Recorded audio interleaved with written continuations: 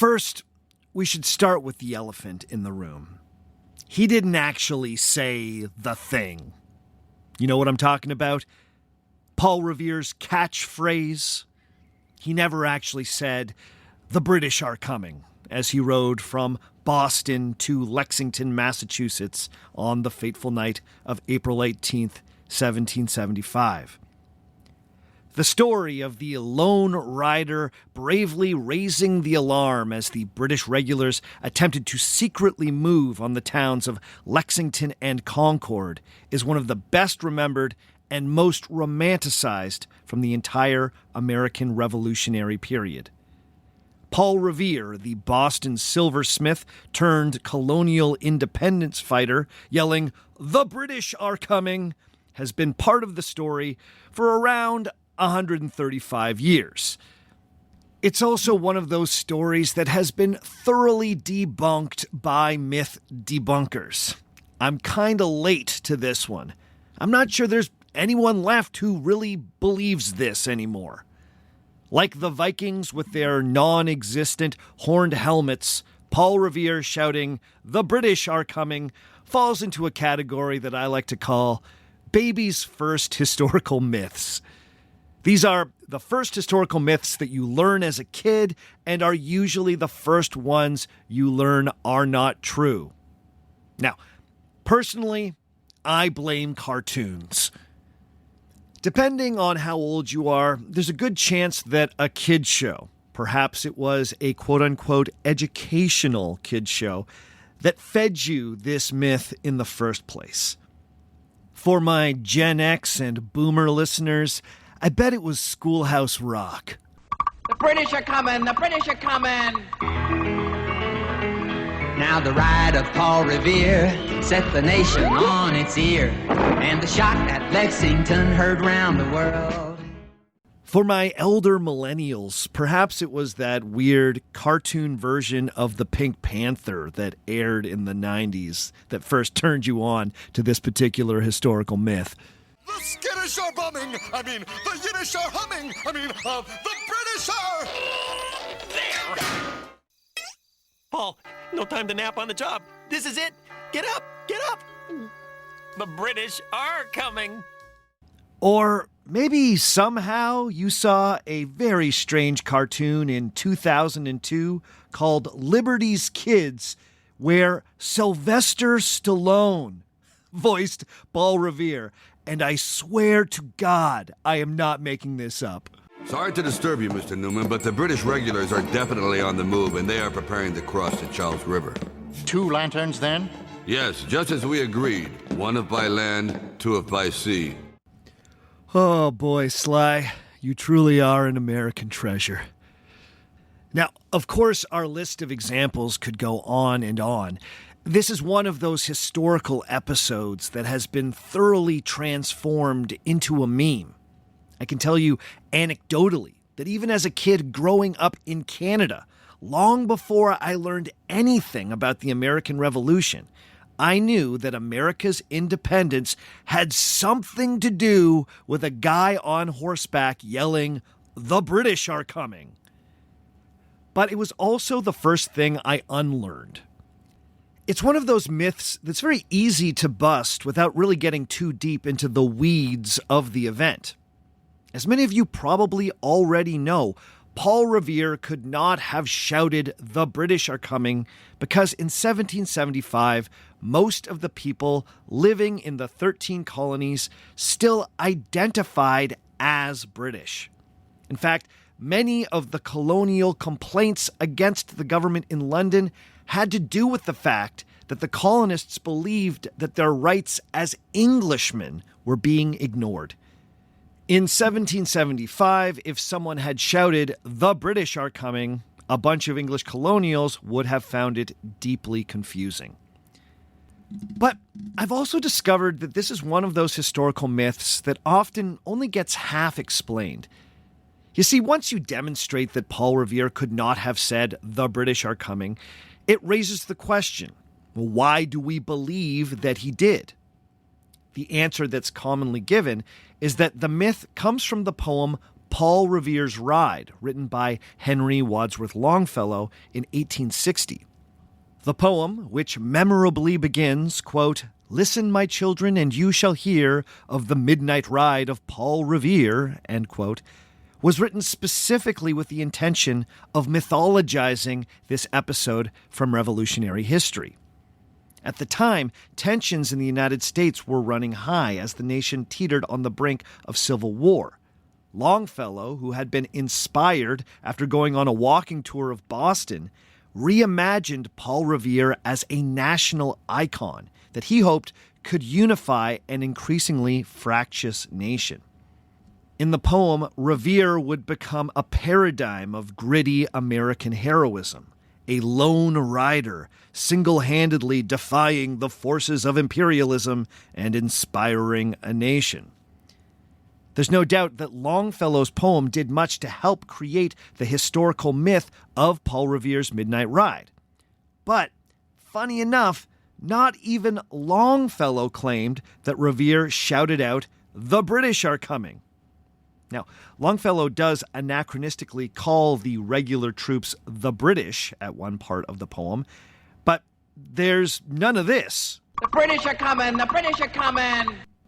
The first time that phrase appears in print in relation to the Midnight Ride actually comes from a history reader meant for children called Stories from American History, published in 1878. The call of "The British are coming" started out as a children's story, so it only fits that it found its greatest expression in kids' cartoons. You see, this is one of those historical myths that I've avoided over the past 11 years because I think it gives the art of historical myth-busting a bad name. Whether or not Paul Revere said "the British are coming" or "the regulars are coming" is kind of an annoying, pedantic point, right? It's from the "well, actually" school of myth-busting. Have you really learned anything by discovering that Revere didn't use the exact phrasing that appeared in cartoons and a 19th century children's book? The quick and dirty debunking of this historical myth that we're often subjected to has a way of flattening the event, and I would argue creating more misconceptions. I mean, I've been a little shocked by how many folks didn't even bother to read the whole Longfellow poem when they debunked the "British are coming" myth. The myth of Paul Revere is bigger and more complex than simply the creation of an anachronistic catchphrase. The real events of April 18th, 1775 are far more exciting, weird, and surprising than both the simplified children's myth and the half-assed myth-busting would have us believe. The Midnight Ride represents both a hugely romanticized national story and a very real turning point in the history of North America, and arguably the world. So it's time that we gave this event a closer look.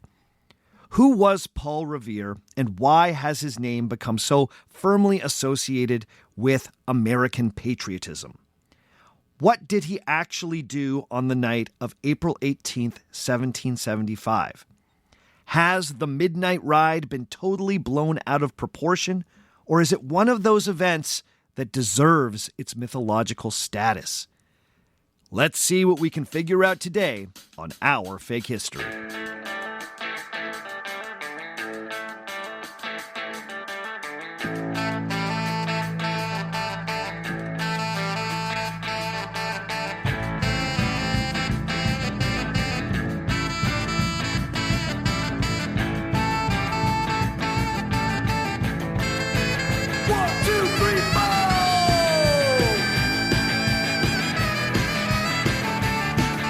Episode number 254, What Went Down on the Midnight Ride.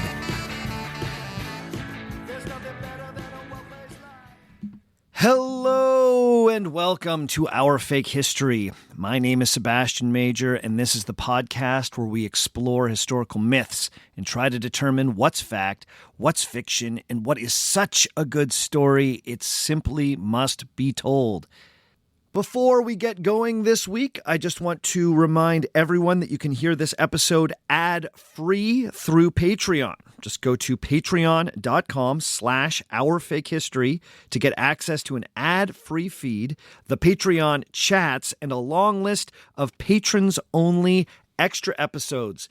I actually just released something new for the patrons. We had a bunch of questions that had to do with the extra I did on the 7 wonders of the ancient world, and I revealed my own personal list of 7 wonders along with answering a bunch of patron questions. So if you want to hear that and you want to hear the exclusive patrons episode on the 7 wonders of the ancient world, then please go check out patreon.com/OurFakeHistory.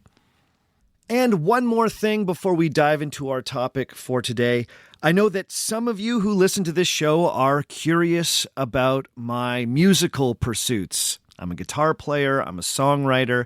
Well, I've got a brand new band here in Ottawa called Staring Contest that has just released a brand new self-titled album. I co-wrote the songs with my amazing friends and collaborators on this album, and I'm really excited to share them with the world. The band features members of a bunch of beloved Ottawa underground bands like Sound of Lions and the Yips. Our vocalist and the other main songwriter in the band is the amazing Carrie Carriss, formerly of the Yips. If you're an Ottawa music fan, then you know about her.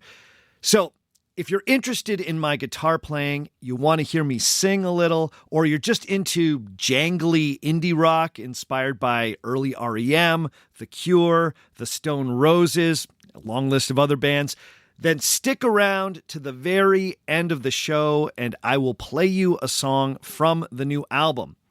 If you want to hear more, you can currently get the full album from staringcontestottawa.bandcamp.com, or you can look for it on all of the streaming services. We're talking Spotify, Apple Music, all the others. Once again, the band is called Staring Contest. The album is called Staring Contest. And if you're curious, you can stick around to the very end of the show, and I'll play you a song.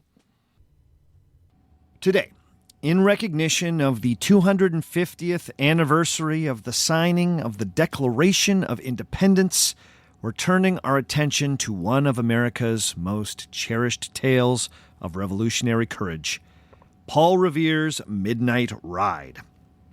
Now, honestly, it's kind of astounding that after 11 years doing this podcast, I've only just now attempted to engage with the American Revolution. On the surface, the American War of Independence seems like a no-brainer for our fake history. The Revolutionary Era is a hotbed of historical myths. Now, of course, this is to be expected, as struggles for independence and political revolutions the world over are often the minting grounds for a certain type of mythic history. By their very nature, these struggles are tied to emerging and often threatened national identities. It seems to me that identity loves mythology. If you are an American, and I know that many of you listening are, then the story of the Revolution is more than just a series of interesting events. It's the tale of how part of your self came into being. Now, of course, we're all free to accept or reject ideas about our so-called national character at our leisure. The more I learn, the clearer it becomes to me that these things are imaginary and invented. But just because a national character is imaginary, that doesn't mean it doesn't have power. You know, as I say at the end of every episode, just because it didn't happen doesn't mean it isn't real.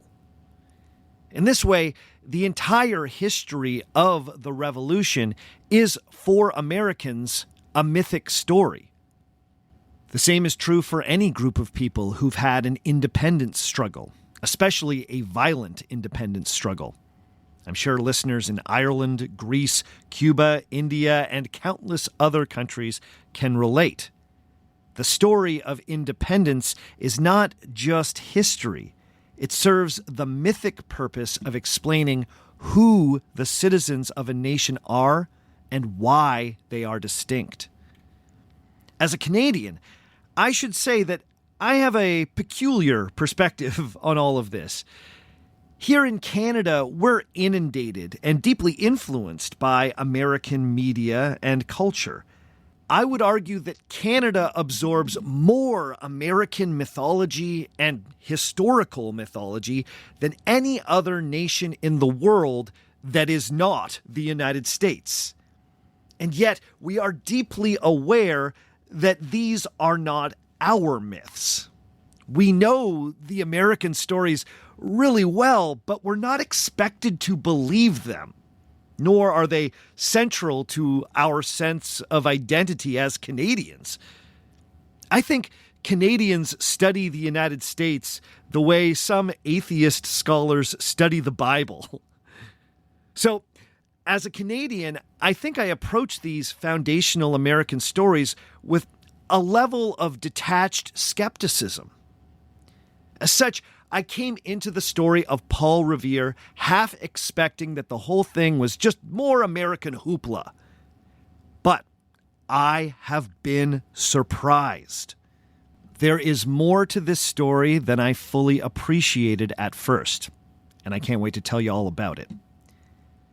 Now, one of the challenges that comes with engaging with American revolutionary myths is that they live within the context of some very complex history. Now, like most history podcasters, I'm addicted to context. I always want more context, but man, oh man, you can get lost in the weeds.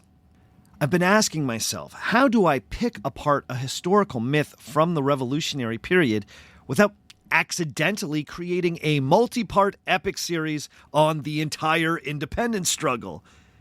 Is it possible to pluck one well-known myth out of the broader context and focus on it as an Our Fake History one-off?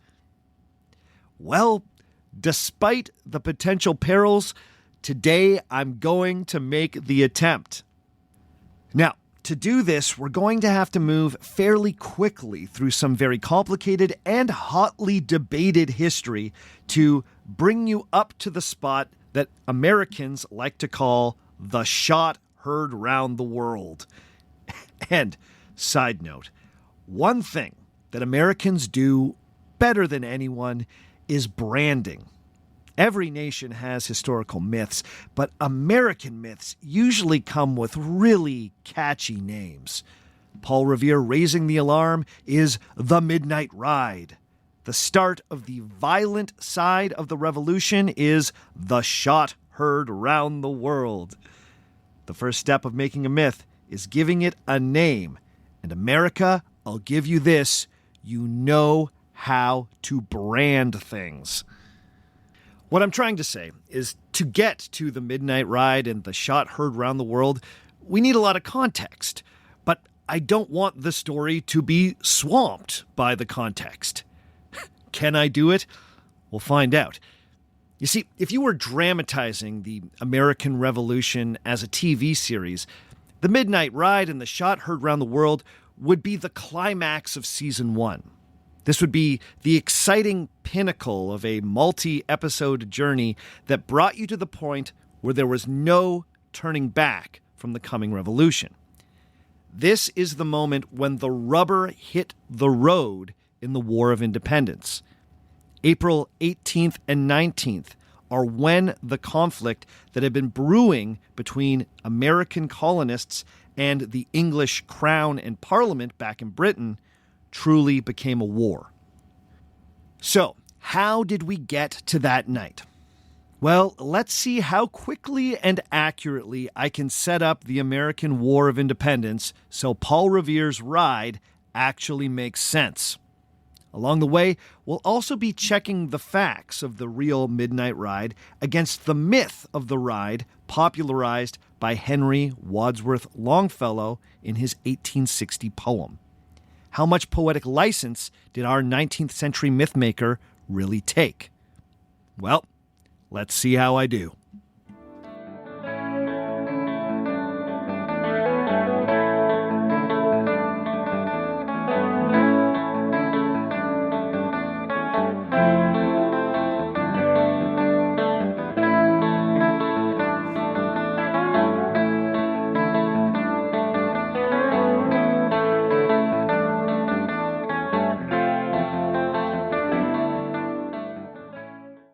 Today's episode of Our Fake History is being brought to you by Rosetta Stone. Many of us have tried learning another language before. Maybe you did Spanish or French in high school, or you learned a few phrases for a trip. But when it's time to actually use those skills, we realize knowing a few words isn't the same as a real conversation. Rosetta Stone Sapphire is a major new release in language learning, combining Rosetta Stone's trusted immersion method with the latest innovations in education technology to help you go from knowing phrases to speaking confidently about the topics you care about. I've got an upcoming trip that I'm doing to Greece with listeners to this podcast, and learning some Greek that relates to history, to archaeology, and to the places we are going would really help. Well, Rosetta Stone Sapphire helps you zero in on specific topics. Most language apps teach the same generic stuff. Sapphire helps you focus on what you actually want to talk about, whether that's football, travel, family, work, or your favorite hobbies. Your time matters, so your learning should too. If you want to take your language skills to the next level, don't wait to try Rosetta Stone Sapphire. Our Fake History listeners can get 20% off their Rosetta Stone Sapphire subscription when they sign up today. You'll get unlimited access to all 25 Rosetta Stone languages, plus all the new Sapphire learning tools. Visit rosettastone.com/history to redeem your 20% off. That's rosettastone.com/history and start learning a language for real.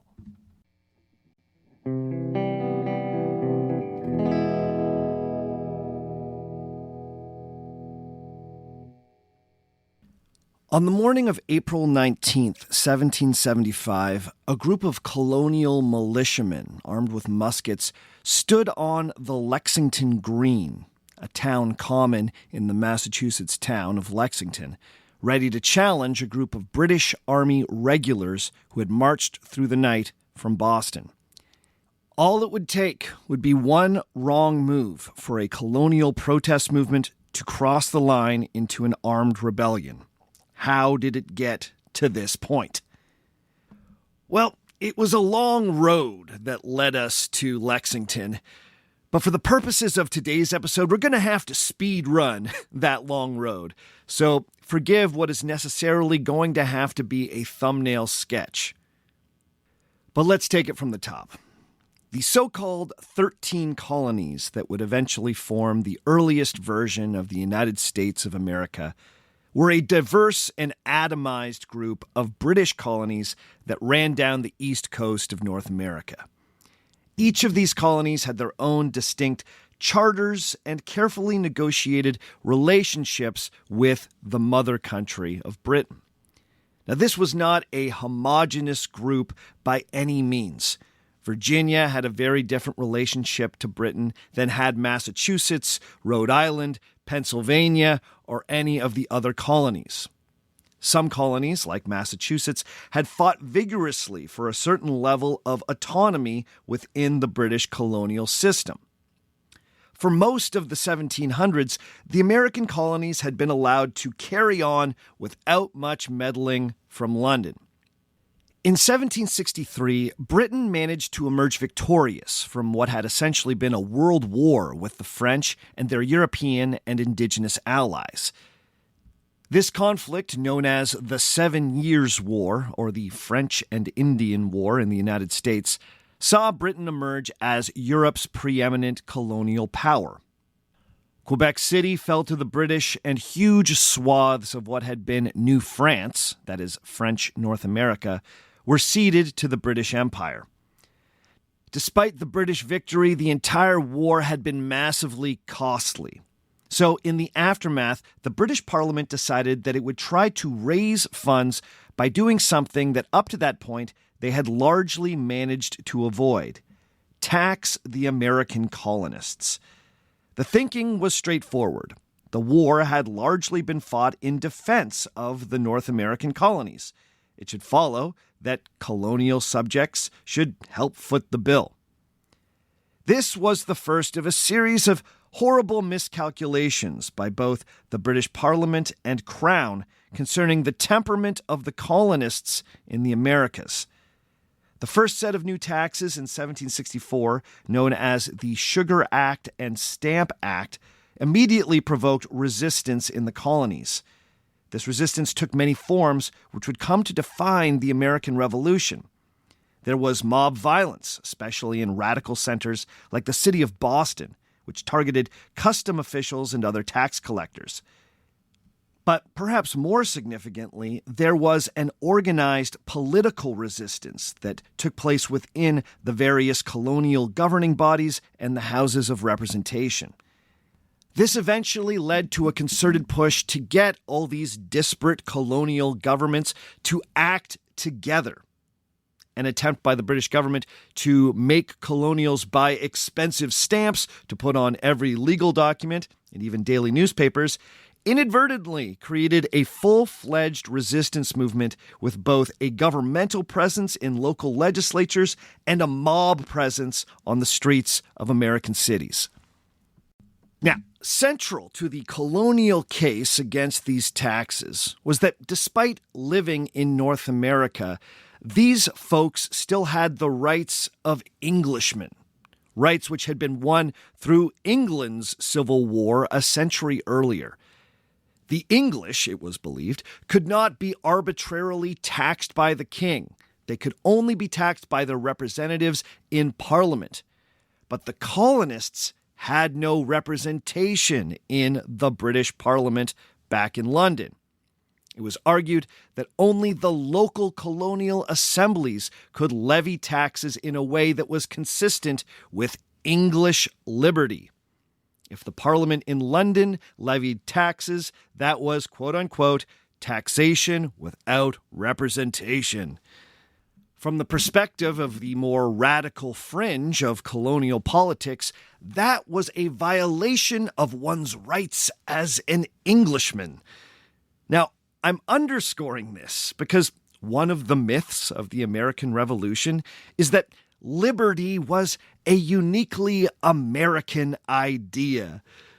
The simplified version of this is that the British system was uniquely oppressive and something in the American spirit yearned for freedom. But the more you read about the early days of colonial resistance, the more it becomes clear that these colonists were deeply concerned about what rights were guaranteed them by virtue of them being English. It turns out that around the same time, American colonials weren't the only subjects of the king who were resisting new taxes. There was all sorts of local resistance to unpopular taxes happening back in England and the rest of Britain. At the time, the famous British politician William Pitt commented that, quote, "The poorest man in his cottage may bid defiance to all the force of the crown. It may be frail, its roof may shake, the wind may blow through it, the storms may enter, but the King of England cannot enter. All his forces dare not cross the threshold of the ruined tenement." End quote. In other words, every Englishman knows that the king's got to stay out of his face. To William Pitt, that was the English spirit. So it should not have shocked the British authorities that that spirit was alive and well in the colonies. And yet somehow it was not accounted for. Still, the colonial resistance to these new taxes largely worked. The Stamp Act was eventually repealed by Parliament. But a few years later, in 1767, Parliament made another attempt to raise funds from the colonies with a whole new set of trade-based taxes and tariffs known as the Townshend Acts. This set off a whole new wave of resistance in the colonies. Custom agents were once again attacked on the streets of Boston, and some were tarred and feathered. The colonial governments again formally protested and made an attempt to coordinate their resistance. This time, the government in England responded with a show of force that involved bringing 8 warships into Boston Harbor. Tensions between Bostonians and the newly arrived troops eventually boiled over when a group of regulars fired into an angry crowd, killing 5 people. The event would be memorialized as the Boston Massacre. Again, America, you know how to brand an event. But perhaps surprisingly, tensions eased after the shooting. Trials were held, and public outrage was temporarily sated. Once again relenting, the Parliament in England partially repealed the unpopular taxes.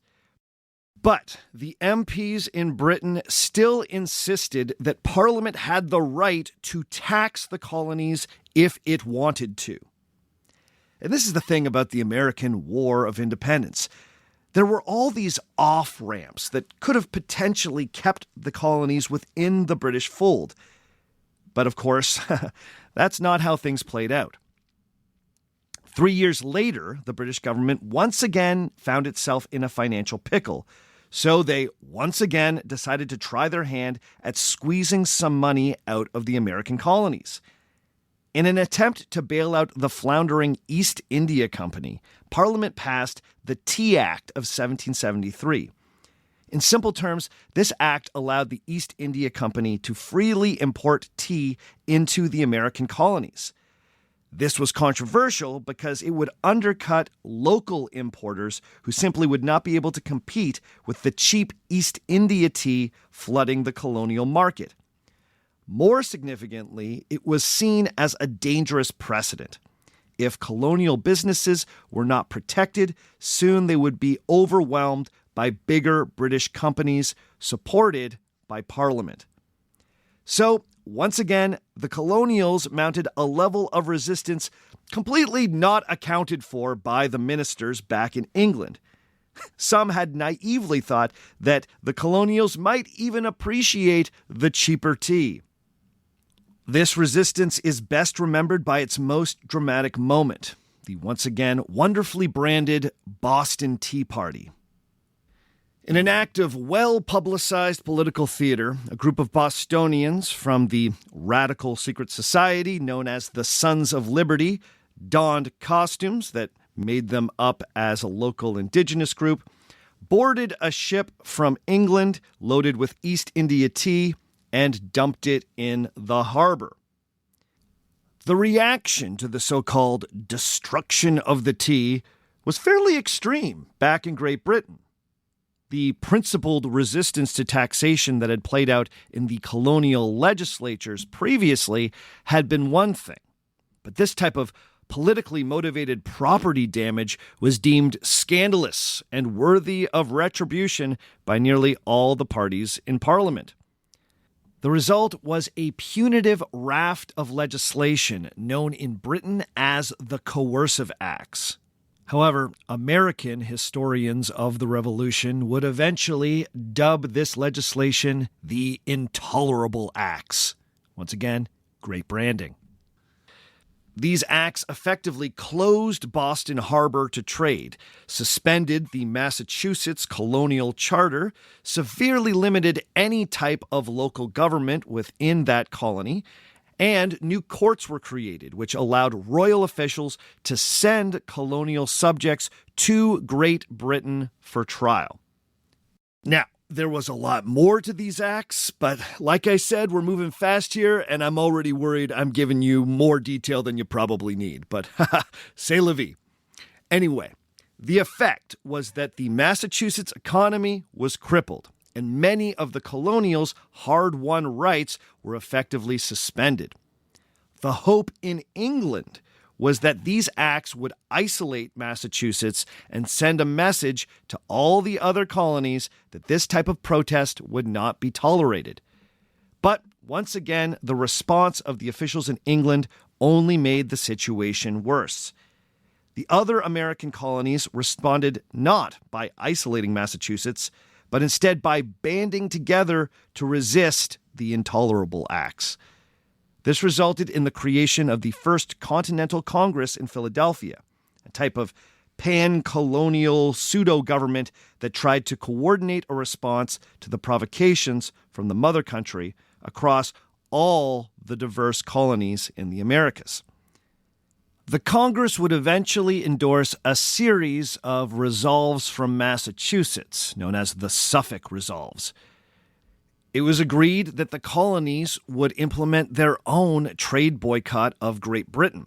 And significantly for our story, the Congress encouraged all the colonies to start collecting weaponry, munitions, and training local militias so they could be ready in case Parliament and the King chose to turn the Royal Army against the colonials. Right in the middle of all of this was a Boston silversmith named Paul Revere. Revere had been a veteran of the 7 Years' War who ran a modest metalworking shop in Boston, a trade that he had inherited from his father. In the earliest days of colonial resistance to the Stamp Act, Revere became involved with a secret society inspired by Freemasons known as the Sons of Liberty. As I already mentioned, the Sons of Liberty represented the radical edge of the colonial resistance. This was a street-level group of organizers who could whip up crowds. They were also known to attack customs agents under the cover of night and publicly tar and feather agents of the crown deemed deserving. Revere became one of the movement's main propagandists. He used his skills as a metal engraver to create a number of the most iconic images associated with the run-up to the Revolution. When those 8 warships arrived in Boston Harbor in 1768, Revere made an engraving of them that was labeled "The Insolent Parade," that was then printed in countless colonial newspapers. Easily the most famous image of the Boston Massacre is a Paul Revere engraving of the event. Thousands of copies of that engraving circulated throughout the colonies and did much to shape the colonial perspective on the so-called massacre. You could argue that part of the reason that moment of violent crowd suppression was so well remembered had quite a lot to do with Paul Revere's engraving. As I already mentioned, it was Paul Revere's Boston chapter of the Sons of Liberty who were behind the Boston Tea Party. Now, there's a very good chance that Revere was one of the people who chucked tea into Boston Harbor on that fateful night. Popular songs would certainly place him right in the mix, but historians have not been able to confirm that he was actually on the ship that night. But beyond his skills as a silversmith and a propaganda artist, Revere also earned a reputation as a fast and effective messenger. After the Boston Tea Party, the Boston Town Meeting issued a justification for the act of protest, which needed to be sent to sympathizers in New York and Philadelphia. Revere made at least 5 journeys to those cities to keep communication between this nascent network of resistors flowing smoothly. Then, when the First Continental Congress convened, Paul Revere was tasked with carrying the famous Suffolk Resolves from Massachusetts to Philadelphia. By the time we get to the famous Midnight Ride, Paul Revere had already made a number of other important rides in service of the mounting colonial resistance. He would eventually be dubbed the Mercury of the Revolution, referencing the Greco-Roman messenger god. Now, usually I'm very skeptical of romantic nicknames, but I like the idea of Paul Revere as a kind of liminal figure who could move between the different worlds of the Revolution. On the one hand, he was a street-level community organizer. He was a tradesman who had an ear to the streets of Boston. He had stable boys, tavern keepers, and leather tanners moving through his shop and keeping him abreast of the daily goings-on. But he was also connected to the colonial elites who were actively setting up governmental organizations that could counter the power of the British Parliament. He connected the streets to the elites and the elites to the streets. Now, the other key player that we really need to introduce as we head towards the Midnight Ride and the eventual battles of Lexington and Concord is General Thomas Gage. By the year 1774, Thomas Gage had already had a long career as a military commander and a colonial governor. In that year, he was officially made the military governor of the Massachusetts Bay Colony, which meant that he was the person charged with enforcing the coercive acts.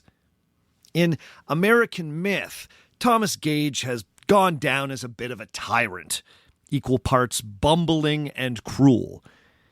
And you can understand why. He was the face of imperial power in New England when hostilities finally broke out. However, many historians have since argued that Thomas Gage, who was married to a woman born in the American colonies, could be sympathetic to the colonial experience. He was a deep believer in the ideas of English liberty that were so dear to many of the protesting colonials. Historian David Hackett Fisher has explained that, quote, Thomas Gage was an English gentleman who believed in decency, moderation, liberty, and the rule of law. Here was the agony of an old English Whig. He could not crush American resistance to the British government without betraying the values he believed that government to represent, end quote. And if I can editorialize here, this might be a clue as to why the British were not ultimately successful in putting down this rebellion. The colonists had a clarity of purpose. The British authorities often did not. But starting in the fall of 1774, Thomas Gage became convinced that the key to averting a potential armed rebellion was to quietly disarm Massachusetts. This meant identifying a handful of key munitions storage sites around the colony, then sending the regulars to quietly move the powder, muskets, and any artillery pieces back to the military's Boston stronghold, where hopefully the war material would not fall into the hands of the increasingly dangerous local militias. Again, I'll quote from Fisher, who explains, quote, General Gage proposed to disarm New England by a series of small surgical operations, meticulously planned, secretly mounted, and carried forward with careful economy of force. His object was not to provoke a war, but prevent one, end quote. Yeah, believe it or not, General Gage was trying to prevent a war. I know. This strategy got underway in September of 1774. Gage's troops were able to secretly move a stash of gunpowder kept just north of Boston and 2 field pieces kept in Cambridge. However, once word got out that the regulars were rounding up munitions, wild rumors started to spread around the countryside that the war was on. A day after this secret operation, a few thousand colonial militiamen showed up in Cambridge, Massachusetts, ready for a fight, convinced by rumors that this secretive mission to confiscate the powder had resulted in violence. Amazingly, this crowd was eventually dispersed when it became clear that the rumors had been exaggerated and that the regulars were not ready to square up for battle. Still, this event, which became known as the Powder Alarm, put militiamen around Massachusetts on high alert. It was now clear that the king's troops were trying to secure all the guns and powder in the colony. A few months later, a rumor that the king's troops were coming for a stash of guns and powder in Portsmouth, New Hampshire, led to the local militia seizing a fort and moving all the supplies to hiding places in the countryside. Then, in February of 1775, a group of Gage's troops attempted to secure a stash of war material in Salem, Massachusetts. This time, they were stared down by a hastily assembled local militia. This confrontation very nearly tipped into violence. If things had gone just a little differently, the American War of Independence may have started in Salem. But on this occasion, the colonials were able to quickly remove all the powder and guns from the Salem stash, before the Redcoats were able to get their hands on it. No shots were fired, but man, it could not have come any closer. Now, part of the reason that these earlier confrontations did not boil over was that neither side wanted to be the one who fired the first shot. Keeping the moral high ground was of absolute importance. This was perhaps doubly true for the colonists. The alliance between the American colonies was still new and fairly rickety. If the perception became that a bunch of Massachusetts radicals were out there shooting at the king's troops unprovoked, that might convince leaders from, say, the Carolinas or Virginia that these New Englanders were more trouble than they were worth. If, on the other hand, the regulars were seen as the aggressors, well, that could help galvanize the colonial cause. As the Boston resistance leader Sam Adams explained, quote, "Put your enemy in the wrong and keep him so is a wise maxim in both politics and war," end quote. So this meant that by April of 1775, everyone was on edge. The American colonials knew that General Thomas Gage was actively trying to secure all the weapons and powder in the colony to essentially destroy the possibility of an armed rebellion. The countryside was on high alert. It was widely suspected that Gage would move again soon to try and secure another stash of munitions. It was also understood that the general was going to try to do this secretly without provoking a confrontation. But the question was where Gage would send his troops and when he would do it. This is where Paul Revere and his network of allies come into play. Whew. Okay, how was that? I hope that wasn't too overwhelming, but, for the midnight ride to make sense, we gotta know about this stuff, right? Right? You're here for a history podcast. You don't mind a little bit of history. But we're now finally ready to get into the details of the midnight ride. So let's pause here, and when we come back, we'll catch up with Paul Revere on the night of April 18th, 1775.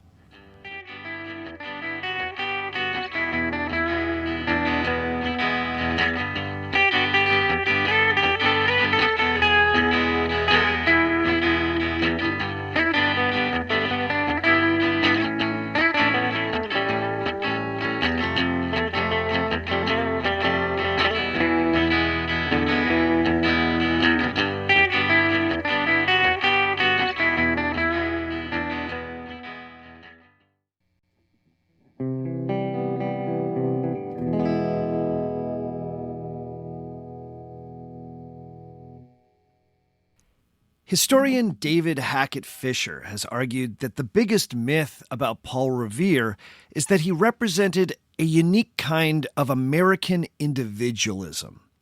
In the 1860 poem, Paul Revere's Ride by the poet Henry Wadsworth Longfellow, Revere is presented as a lone horseman who acts with little help in pursuit of a type of individual freedom denied him under the thumb of the British Crown and Parliament. Fisher writes, quote, "We misunderstand Paul Revere's revolutionary thinking if we identify it with our modern ideals of individual freedom and tolerance that later spread through the world. Bostonians had very different attitudes in 1775. Their idea of liberty had both a corporate and individual possession. It referred not only to the autonomy of each person's rights, but also the integrity of the group, and especially to a responsibility of a people to regulate their own affairs. We remember the individual rights and forget the collective responsibilities." End quote. What Hackett Fisher is pointing to here is a key part of the myth of the Midnight Ride. This was not simply one man's act of bravery. Paul Revere did not raise this alarm alone. He instead activated a massive community that history would remember as patriots.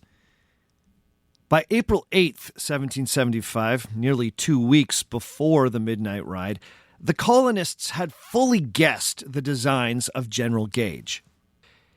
Informants in the Massachusetts countryside had noticed Gage's poorly disguised soldiers scouting the town of Concord. Now, Concord lay some 20 miles northwest of Boston and was home to an important stockpile of gunpowder, muskets, and other war material. Gage was clearly looking to quietly secure that stockpile while avoiding another Salem-style standoff. On top of that, there had been a flurry of activity in Boston Harbor. Many had noticed that small boats were being lowered from the much larger warships which were anchored near Boston, likely to move a mass of regulars out of the city and towards the countryside. So on April 8th, Paul Revere made his first, far less celebrated ride from Boston to Concord.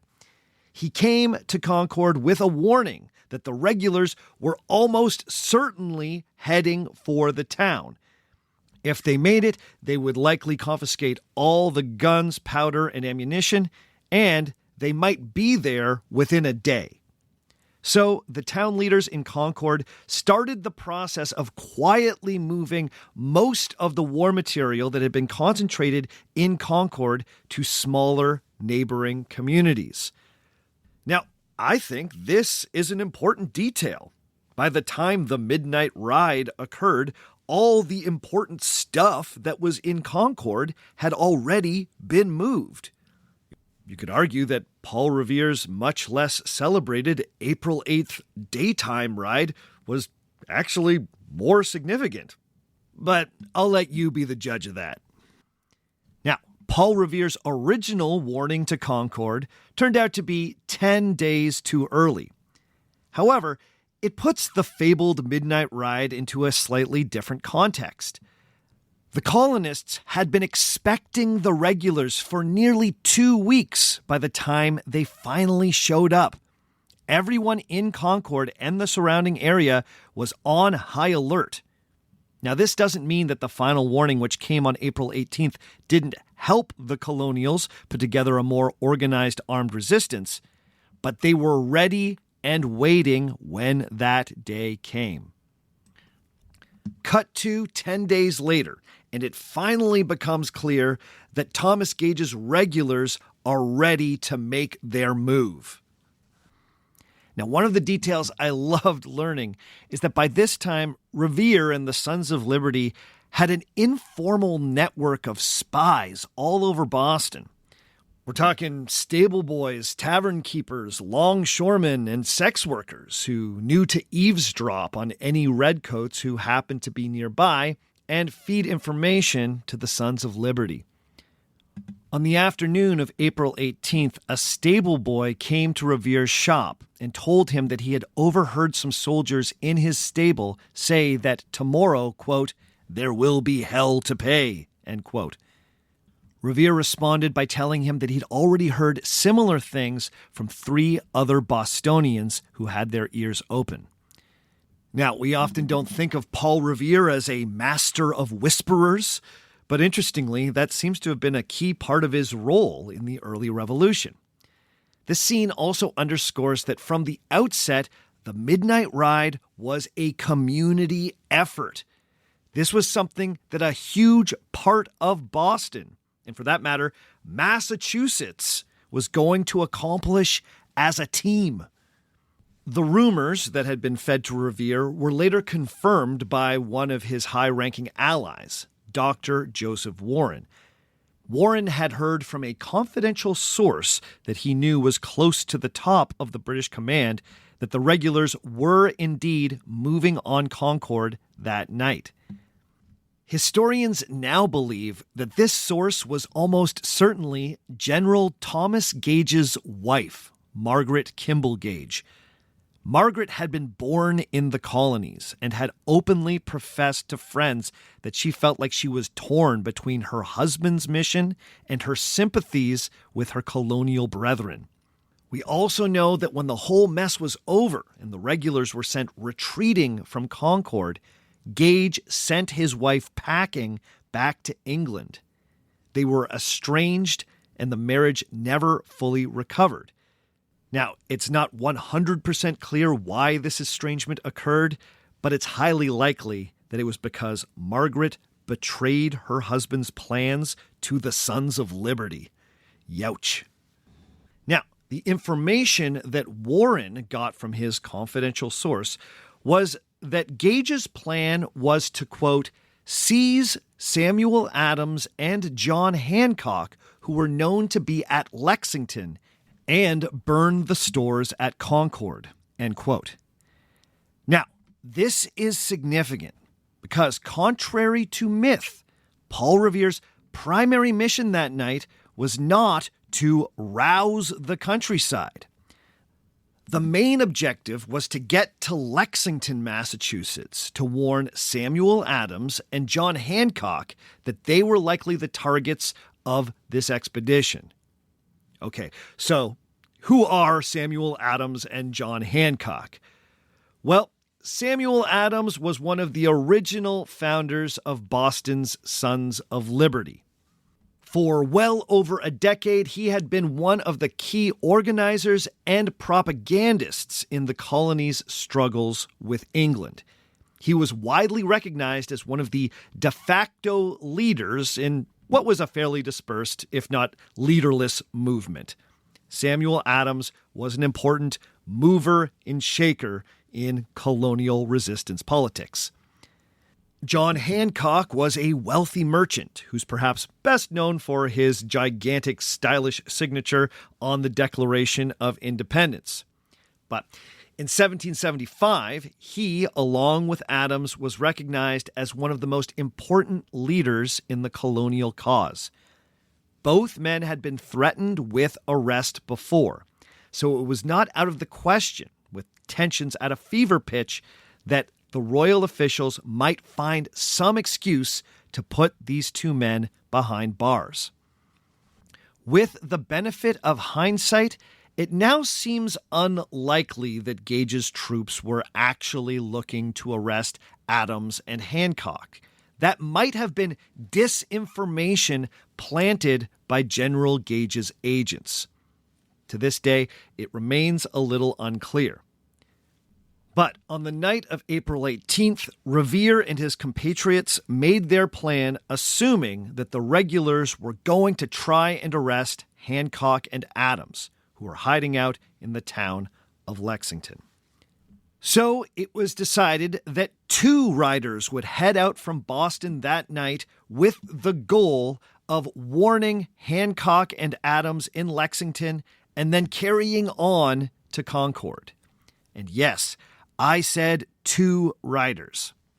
Now, real American history buffs probably know the name William Dawes.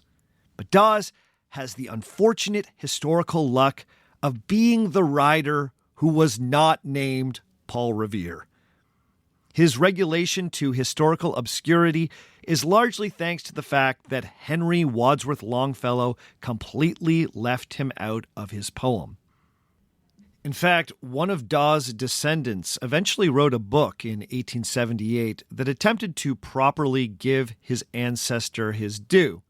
Apparently, he sent a copy to Longfellow to needle him for writing William Dawes out of the Midnight Ride. Longfellow apparently quipped that the book was, quote, a very handsome book in which the author convicts me of high historic crimes and misdemeanors, end quote. But if I may, I would like to speak on how awesome William Dawes was that night.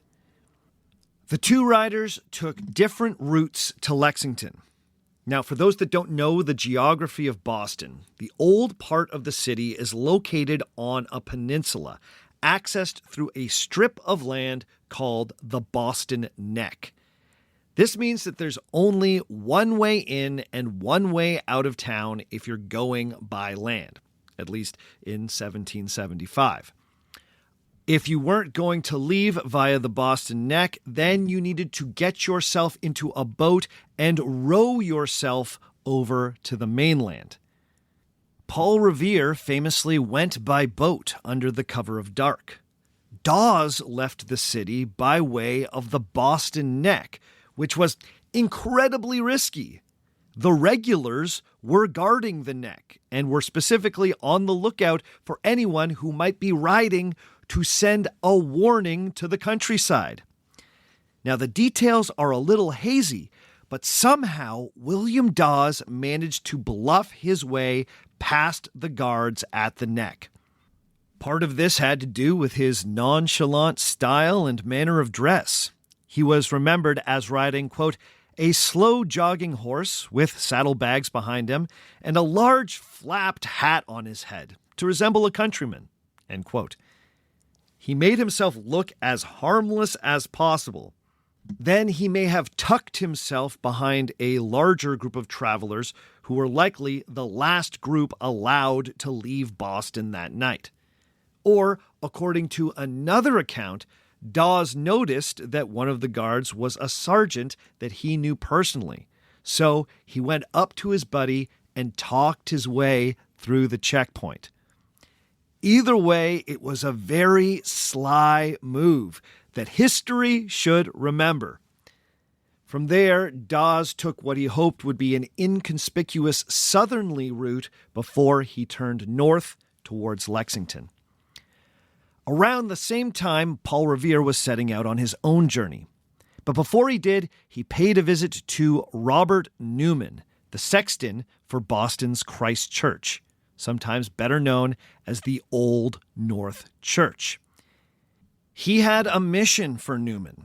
He was to head up to the top of the church tower and light 2 lanterns that could be seen from Charlestown, the Massachusetts town across the water from Boston to the north. Now, once again, this is where the reality of the midnight ride departs from the myth. Longfellow's poem famously reads, quote, he said to his friends, if the British march by land or sea from the town tonight, hang a lantern aloft in the belfry arch of the North Church Tower as a signal light, 1 if by land and 2 if by sea, and I on the opposite shore will be, ready to ride and spread the alarm through every Middlesex village and farm, for the country folk to be up and to arm. End quote. The poem gives the impression that the lantern signal was only really meant for Paul Revere, to let him know whether or not the regulars were moving out of Boston by way of the Boston Neck, or if they were going to row out of the city in boats. This was not the case. In reality, Paul Revere already knew that the plan was for Gage's troops to row out of the city. The signal was not for Revere. It was for his allies living in Charlestown. As I already mentioned, 2 weeks earlier, Paul Revere and his compatriots had warned their sympathizers that the regulars were getting ready to move on Concord. So, when Revere's allies in Charleston noticed the 2 lanterns, they not only made preparations to meet Paul Revere with a horse down at the shore, they sent out a 3rd rider who was meant to alert allies in Cambridge, Massachusetts, and then head on to Lexington himself.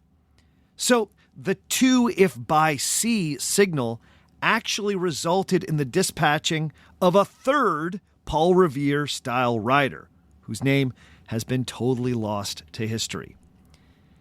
In the meantime, Revere headed to Boston's North End, where he met 2 other compatriots, including a boat builder named Joshua Bentley, who met him to help him launch his rowboat.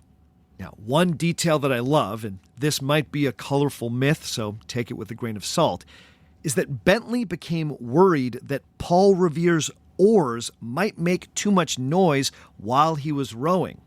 So he quickly knocked on a nearby door and borrowed some woman's woolen underwear to wrap around the oars to soften their splash. If that's true, all of Boston really was helping out.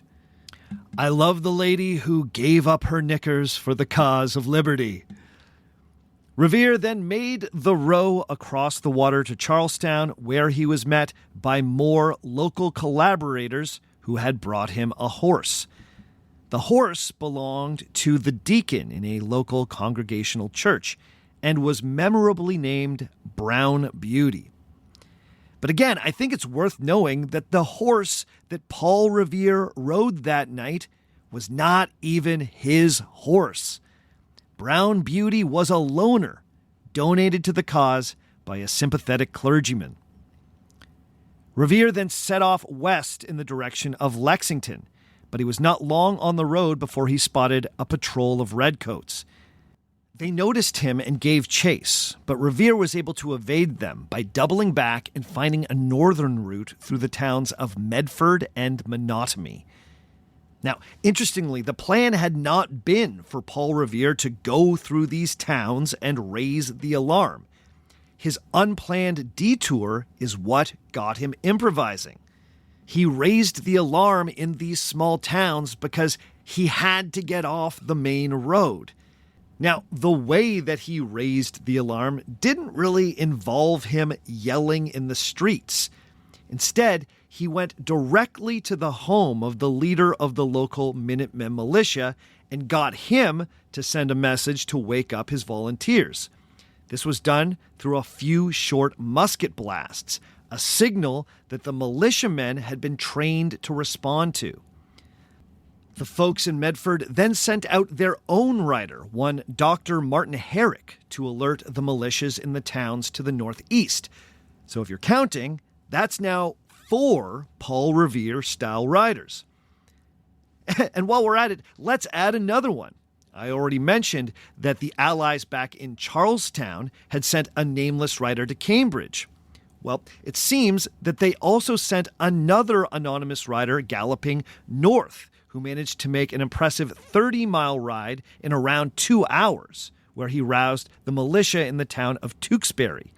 The so-called Tewksbury rider brings our number of Paul Revere's to 5.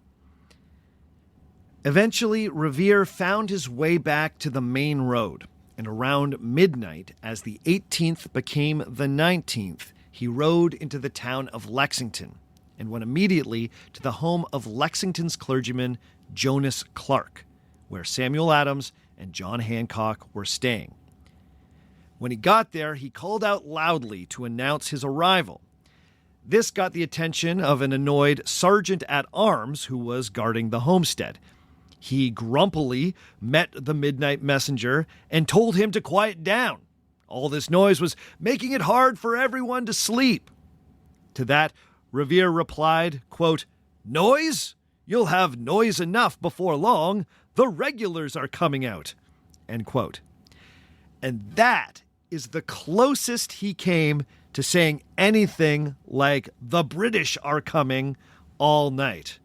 "You'll have noise enough before long. The regulars are coming out." After that, he was let in and he gave his urgent message to Hancock and Adams.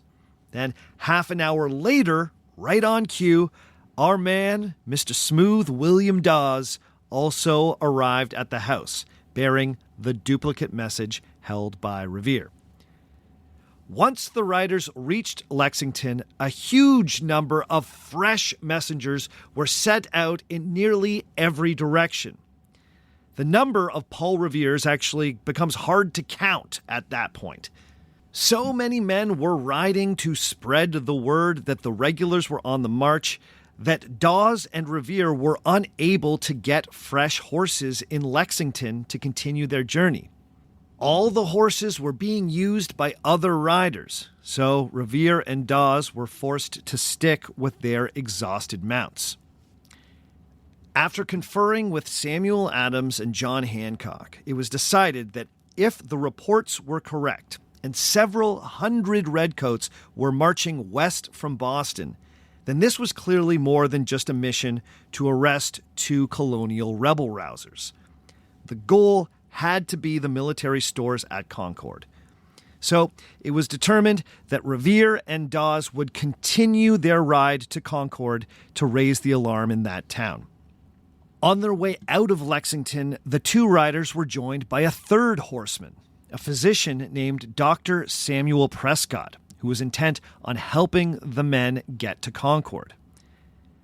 The 3 men were not long outside of Lexington when they came across another patrol of redcoats. Dawes and Prescott managed to evade the soldiers. Revere would remember that Prescott, quote, jumped his horse over a low stone wall and got away, end quote. So that was some pretty fancy riding from the young doctor. Revere would not be so lucky. The Redcoat Patrol cornered him and put him under arrest. Now, this is another part of the story that is completely absent from the Paul Revere myth. Paul Revere was caught by the regulars. Did you know that? I didn't know that coming into this. The Longfellow poem tells us that, quote, it was 2 by village clock when he came to Concord town, end quote. But Paul Revere did not actually make it to Concord. Concord was ultimately warned thanks to the efforts of Mr. Fancy Rider himself, Dr. Samuel Prescott. Prescott then recruited his brother, and the 2 of them proceeded to spread the alarm even further west of Concord. So, Prescott is yet another Paul Revere-type figure whose name was totally extracted from the myth. Now, I'm not sure how many Paul Revere-style writers we have now. There were at least 6, and potentially dozens more if you start counting all those guys who rode out of Lexington. Now, it's too bad that Paul Revere's arrest is not a better-known part of the story, because, for me, this is like one of the best parts. You see, Revere might have been nabbed, but now his goal was to give his man, Samuel Prescott, the cover he needed to get to Concord. So, instead of staying silent, Revere boldly told his captors his name and regaled them with the true story of everything he had done that night. You see, Paul Revere was already kind of a famous guy in Massachusetts, so his name was known to the commanding officers of this patrol. And his defiant attitude seemed to really put them off. Paul Revere would later report that he said to these soldiers, quote, "Gentlemen, you've missed your aim," end quote. To which the commanding officer angrily replied, quote, "What of our aim?" end quote. Revere continued, quote, "I know better. I know what you are after, and I have alarmed the country all the way up," end quote. He then explained everything he knew about Gage's plan to move soldiers out of Boston by boat and their march west to Concord. Then he made a threat, saying that this small group of regulars should think twice about heading towards Lexington, seeing as, quote, "I should have 500 men there soon. Had I not known people had been sent out to give information to the country and time enough to get 50 miles, I would have ventured one shot from you before I would have suffered you to have stopped me," end quote. Ooh, I can't help but love that, because that is some real action movie dialogue right there. He was saying that the only reason I let you mugs stop me is because you're already cooked. I have messengers spreading the word all over Massachusetts and 500 armed men ready to make a stand at Lexington. Yeah, you got me, but it doesn't even matter. Now, that was a lot of bluster. There were nowhere near 500 militiamen roused that night. In the end, somewhere between 50 and 80 militiamen found themselves on the Lexington Green that morning. By the time the battle moved on to Concord, the numbers of colonial militia had swelled to around 400, but that was a near miracle. But you gotta admit, this is kind of a badass thing to say. It's a little more wordy than, "The British are coming," but way cooler, right? Now, this group of regulars clearly did not appreciate Paul Revere's cocky attitude. So, a soldier pressed a gun against his temple and told him to tell the truth or else he would, quote, blow his brains out, end quote. To that, Revere apparently had another pithy response, saying, quote, "I call myself a man of truth, and you have stood me on the highway and made me a prisoner. I know not by what right. I will tell you the truth, for I am not afraid," end quote. But the truth that was so alarming to these regulars was that there wasn't just one Paul Revere. It's not like they stopped the only guy warning the countryside about their move on Concord. An entire colony-wide network of resistors had been activated. Now, Paul Revere did not remain a prisoner for very long. After loitering on the road for a few hours, the regulars took their prisoner and headed back towards the town of Lexington. They were not far from Lexington Green when suddenly the soldiers transporting Revere were startled by the sound of gunfire. Had the war already begun? It was quickly determined by the commanding officers that they needed to join up with the column of advancing regulars from Boston as quickly as possible and let them know what they were marching into in Lexington. Their perception of this had been deeply colored by Revere's blustery interrogation. So, the regulars made the remarkable decision to release all their prisoners, including Revere, and ride east as fast as they could. In the process, they took the horse Brown Beauty, who was never seen again. A family tradition in Charlestown has it that the poor animal was ridden by one of the regulars until it collapsed and died. R.I.P. Brown Beauty. Ironically, the musket fire that had so alarmed this group of regulars was actually just a group of militiamen clearing their guns before they went into a tavern. They had been mustered around midnight, and now dawn was approaching, and nothing was happening. So a bunch of them assumed that the whole thing had been a false alarm, so they went to get a drink.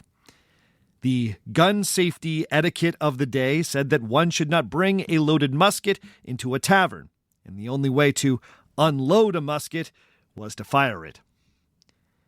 But when the regulars took off with Brown Beauty, the midnight ride had officially ended. Revere made his way back to the safe house to double-check that Samuel Adams and John Hancock had actually made their escape. And of course, they had not. It took some severe cajoling to finally get the two men loaded into a carriage and safely out of Lexington and to a new hiding place. Then Revere was informed that John Hancock had left an entire trunk's worth of incriminating papers back in Buckman's Tavern. And yes, that's the same tavern that the militiamen had fired their guns before going into. So, in one last mission for the night, Revere headed to the tavern where he found a bunch of half-drunk militiamen convinced that the whole thing had been a false alarm.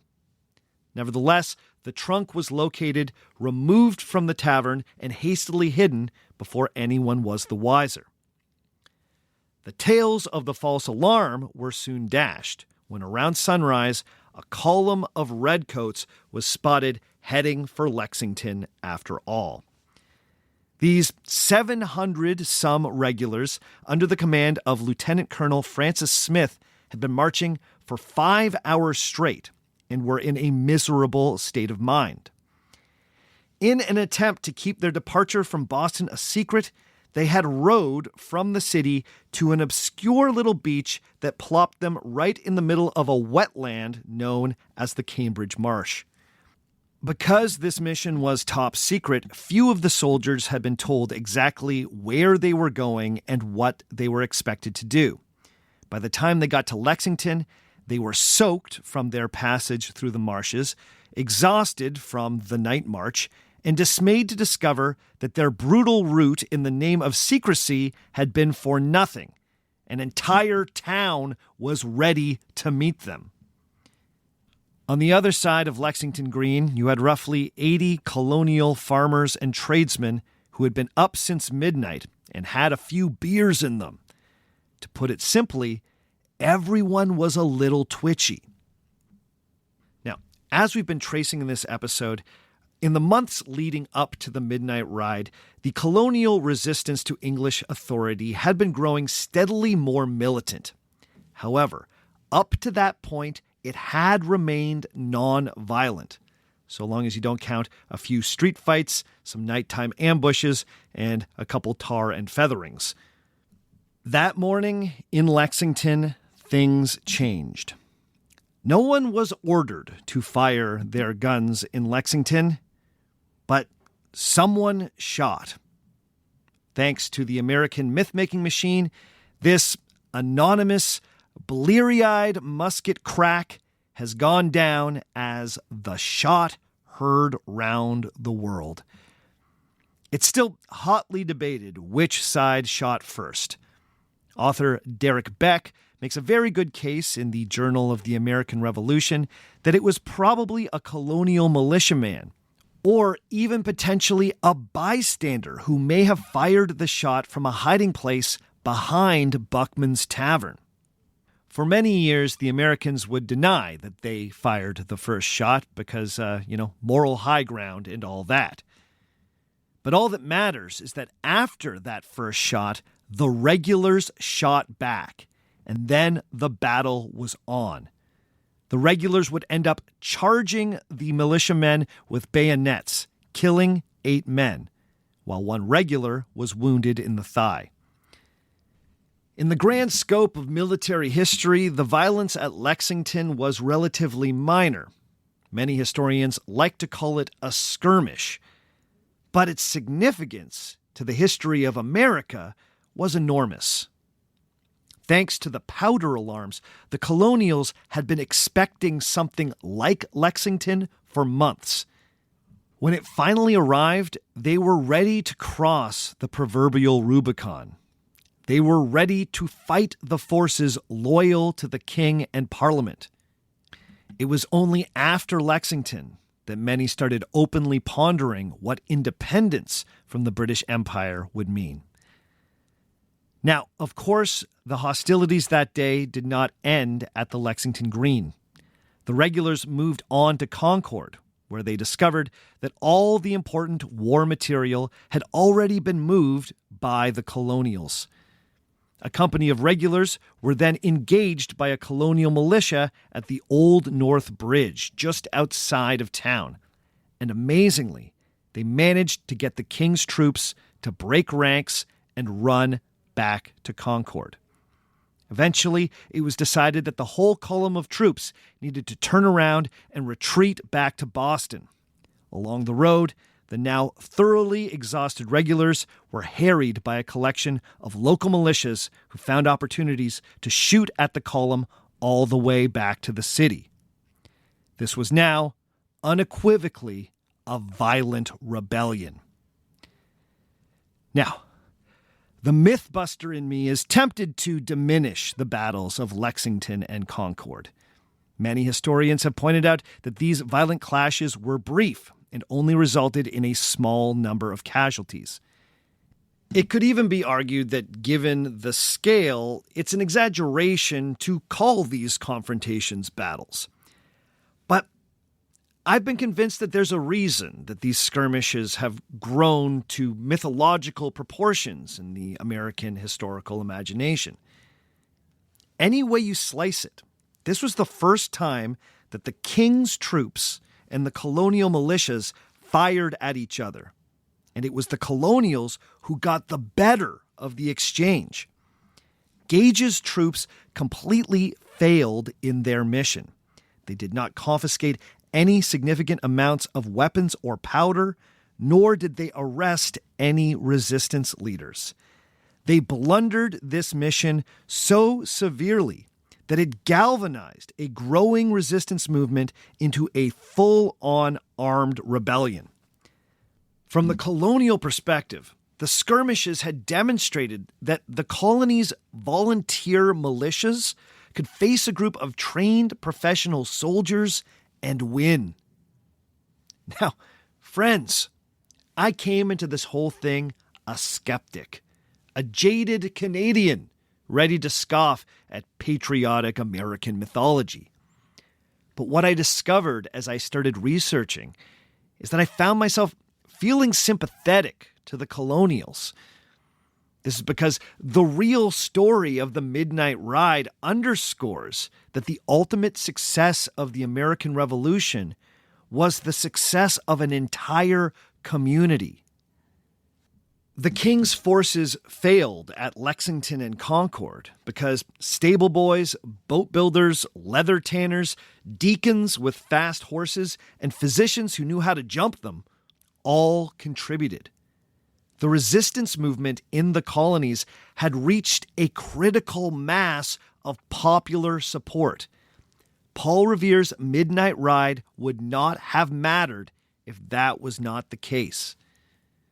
Now, I don't mean to give the impression that America's quest for independence was free of contradictions, inequality, or injustice. Lord knows that was not the case. You don't need to look far to find flaws within the emerging American experiment. However, if there's something to be learned from the Midnight Ride, it's this. Nations can only exist where there is a common cause, cooperation, and a feeling that you and your neighbor have something in common. If there's no community, if there's no trust, then there's no revolution. America, on this 250th anniversary of the 4th of July, I want you to remember, Paul Revere didn't make it to Concord. He was caught by the Redcoats. But it didn't matter because there wasn't just one Paul Revere. There was a community that was looking out for each other. Okay, that's all for this week. Join us again in just 1 week's time when I will be answering your questions about the Knights of the Air series and this episode that you just listened to about the Midnight Ride.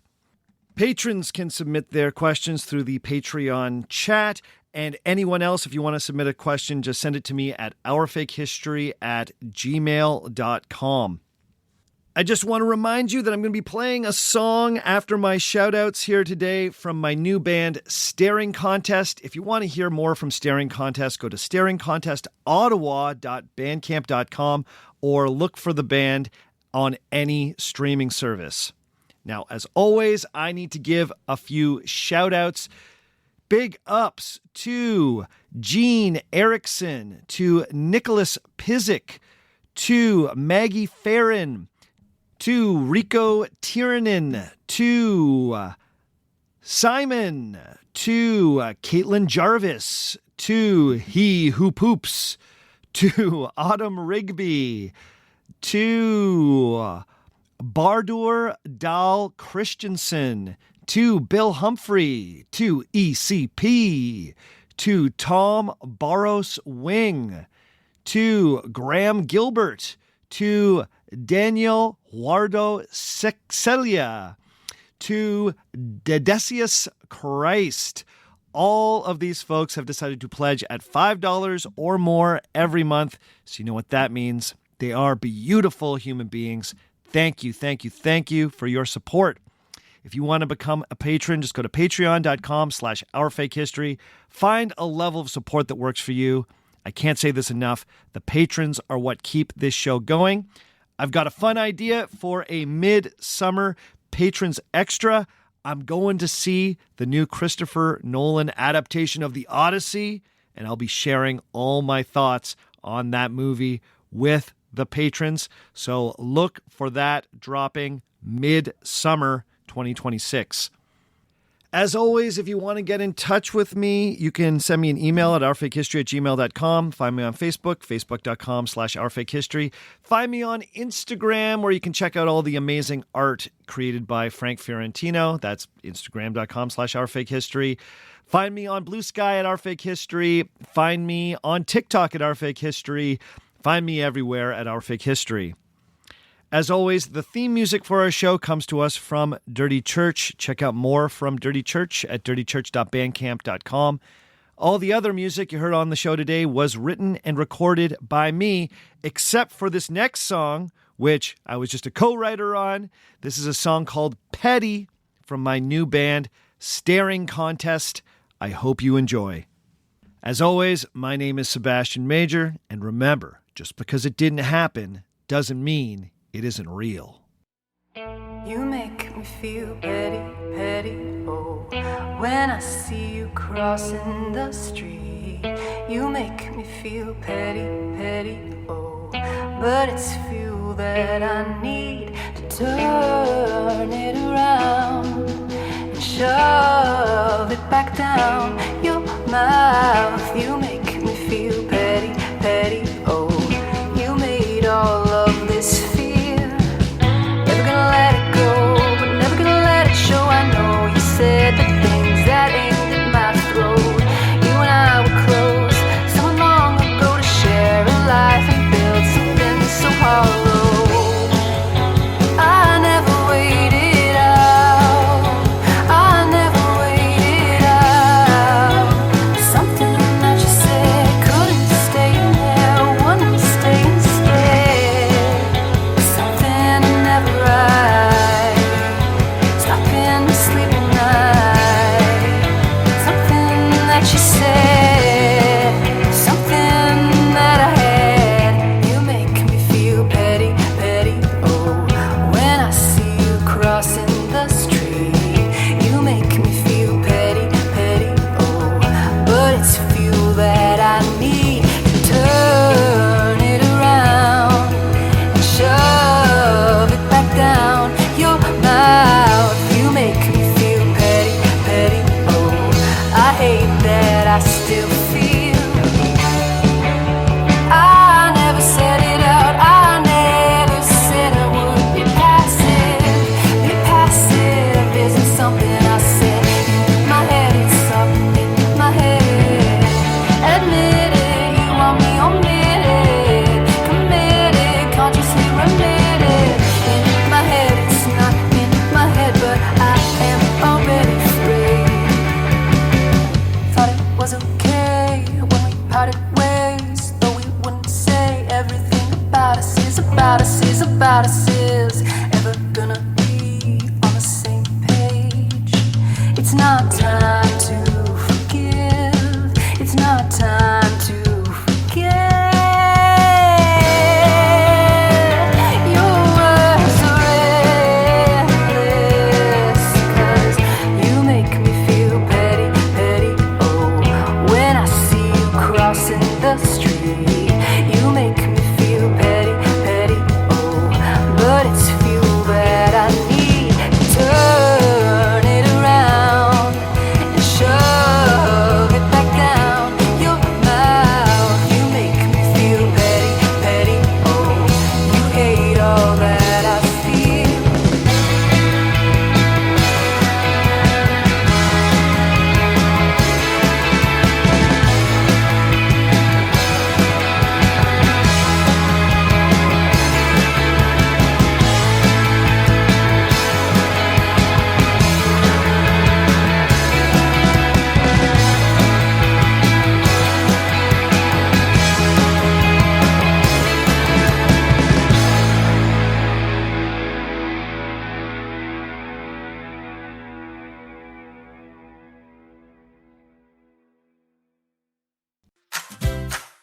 Hi everyone, I'm Hospice Nurse Julie, and I have some bad news, but also some good news. Bad news, we're all gonna die. I know. But good news, that might be the best thing to ever happen to your priorities. I've spent years at the bedside, and what I've learned is simple. People don't usually regret the big things. They regret the small things. They regret the things they didn't say. My new podcast, It's Okay, We're All Gonna Die, is where we talk about the stuff everyone avoids. Death, dying, and all of those we should probably talk about this someday conversations. So if you're looking for something that will help you, check out It's Okay, We're All Gonna Die. A gentle reminder that even the hardest topics can bring us closer together. Out now, wherever you get your podcasts. It's okay, we're all gonna die. It's okay, we're all gonna die. It's okay, we're all gonna die. Hello, and welcome to Pluto Phone. If you know the name of the movie you'd like to see, just stream it for free on Pluto TV, where all your blockbuster favorites are landing all summer long. Catch Anchorman, The Legend of Ron Burgundy. Fantastic. Men in Black, 1 through 3. That's what I'm talking about. Mean Girls. Shut up. Titanic. I'm the king of the world! And so much more. For showtimes, press nothing. They're free 24/7. That is so fat. On Pluto TV. Stream now, pay never.